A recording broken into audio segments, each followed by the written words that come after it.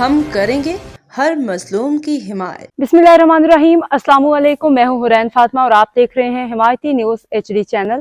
نظر ڈالتے ہیں آج کی اہم خبروں پر۔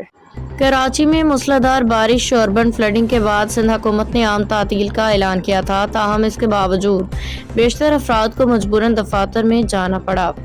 گزشتہ روز وزیر اعلیٰ سندھ سید مراد علی شاہ نے کراچی میں عام تعطیل کا اعلان کرتے ہوئے شہریوں سے اپیل کی تھی کہ وہ گھروں پہ رہیں۔ آج بھی میڈیا سے گفتگو میں ان کا کہنا تھا کہ ہم نے عام تعطیل کا اعلان کیا ہوا ہے لیکن لوگ پھر بھی باہر نکلے ہوئے ہیں۔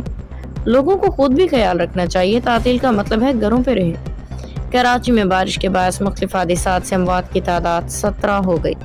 دوسری جانب آج کئی دفاتر کھلے رہے جس کے باعث ملازمین کو مجبوراً پانی سے بھرے راستوں سے گزر کے دفاتر میں حاضر ہونا پڑا۔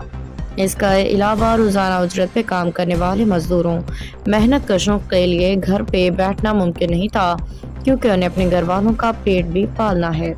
اب تک کے لیے اتنا ہی۔ مزید خبروں اور اپڈیٹس کے لیے دیکھتے رہیں حمایتی نیوز HD چینل۔